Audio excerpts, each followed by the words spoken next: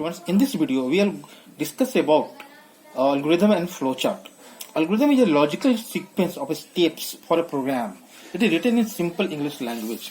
You can think of a programming algorithm as a recipe that describes the exact step needed for the computer to solve a problem or reach a goal.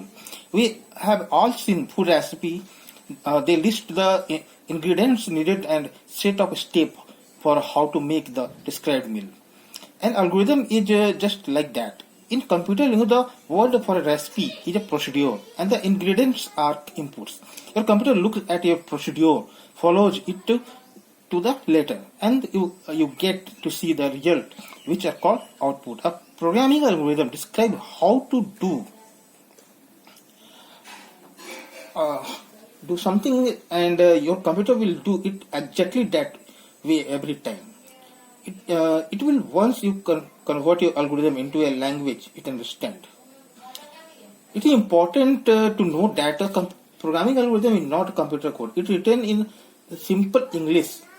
It does not beat around a bush. It has a start, a middle, and an end. In fact, you will probably label the first step start and the last step end.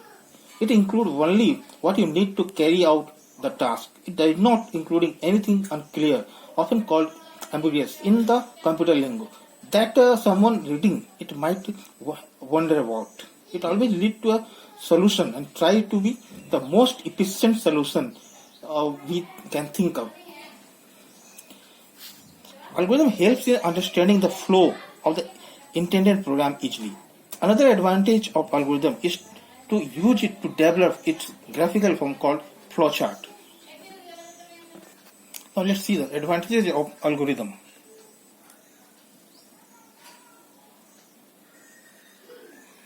It is a set of steps arranged in a logical sequence as a solution to a given problem. It makes it easier to create the graphical representation of the program flow called flowchart. It is human language, hence easy to understand. It is easy to find logical errors since a step has its own logical sequence. Let's see the first example of algorithm. To calculate the sum of three numbers. So for that, algorithm is first start, here our program starts, then input three numbers in three variables x, y and z, then calculate the sum of three numbers, it means x plus y plus z, then print the sum, whatever it is. This is your result, and at last stop. Let's see another example. To find the greater of two numbers. Here again, first of all, we have to write the start to start a program. Then input two number in x and y variable. Then compare both x and y values. If both are equal, then it will go to step 5. Step 5 will print both are equal and go to step 8. That's a stop. Here it means it's the end of program. But if x and y are not equal, then it goes to step 4. Here at step 4, it again compare x is greater than y or not. If x is greater, it go to step 6. Here it will print x is greater and go to step 8. That's the end of program. But if x is not greater than y, then it goes to step 7. Here it will print y is greater and go to step 8. That's the end of program. Now let's discuss about the flowchart.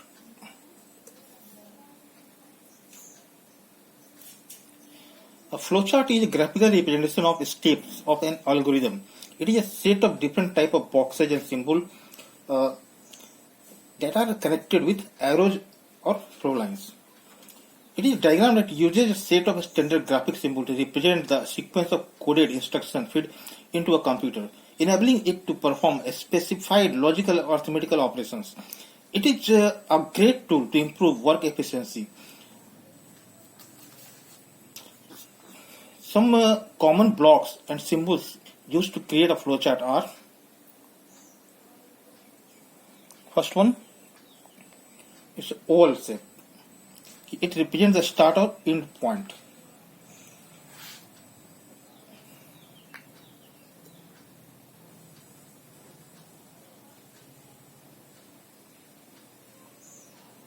Then it's a parallelogram. It represents input or output. If we want to take input or display the output in a program, then you have to use this symbol.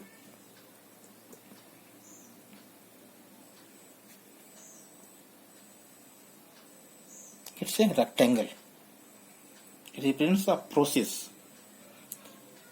A process is a series of actions or steps taken in order to achieve a particular end. Here flow lines. It determines the flow through the chart. They show the direction in which the program moves.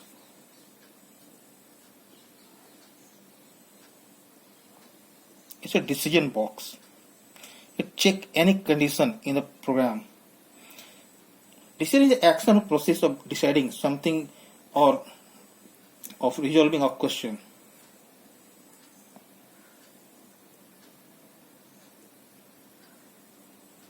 It's a connector. It connects one part of flowchart to another. If our program is text into 2 or more pages, then we can use connector to connect them. Now let's see the advantages of flowchart.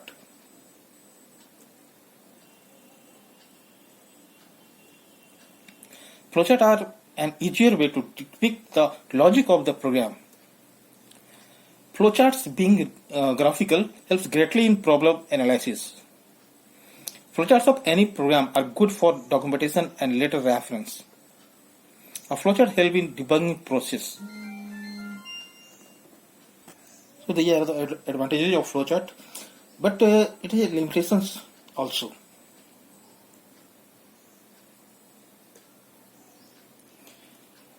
For complex, large program flowchart become complex and difficult to follow.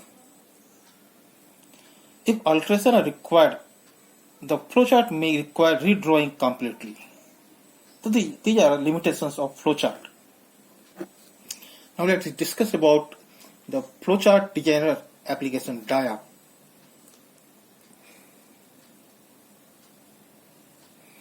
Dia is an easy to use free flowchart designer. This is the window of Dia application. The interface is a menu bar, a standard menu bar with various menus. It's a standard toolbar. It provides quick tools like new, open, save, print, and export diagram, etc.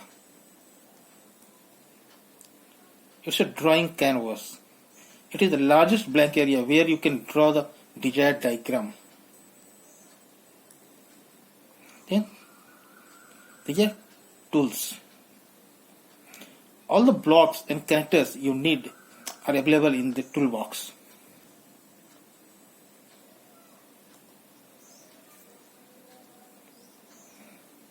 If you want to draw a flowchart in Dia, then click on desired block in the toolbox and drag with mouse on the canvas. The block will be drawn. Let's see some editing tools in Dia. First, the arrow tool. It is used to move the shape around on the canvas. Text edit tool. It is used to type text inside the block or press F2 key on the keyboard to type inside the block. They are connectors. They used to connect the block with lines and arrows. Line width. It is used to set line thickness.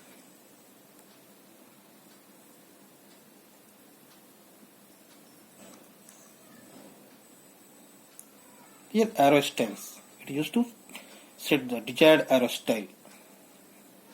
For font, line and color settings, double click on the desired block to edit its property. When you double click on that block, this dialog comes in your screen. Here you can change the line width, line color, fill color, draw background, line style, etc. And then click on OK button to apply.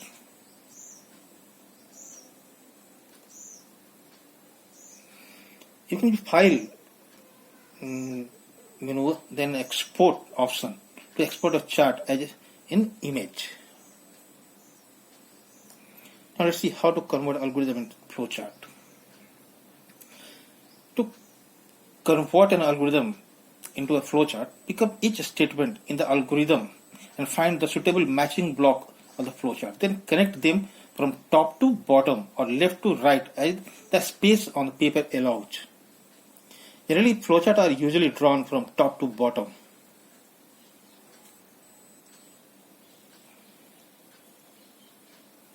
First example.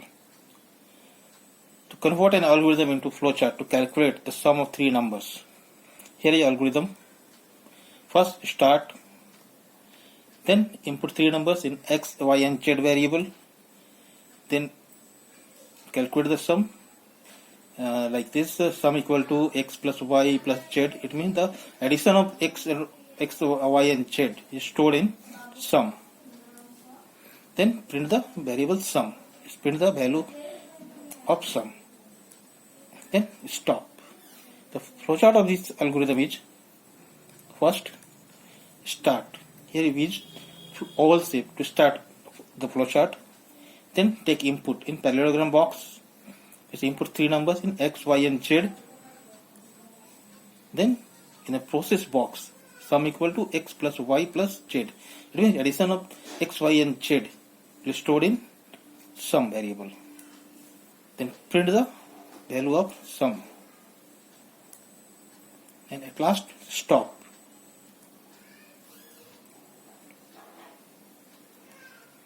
Let's see another example to convert a algorithm into a flowchart to find the area of a rectangle. Here is algorithm. First start, then input length and breadth in the variable L and B. Then calculate the area of rectangle. Here is the formula L into B, is the length into breadth. It is stored in area variable. Then print the area. At last stop. For this flowchart is first start, then in input box input length and breadth in variable L and B, then in process box calculate the area of rectangle, that's the length into breadth. It means the length is stored in L and breadth is stored in B, so area equal to L into B. Then print the value of area. At last stop. So that's all for today. In next video we will discuss about some decision making in flowchart. Thank you.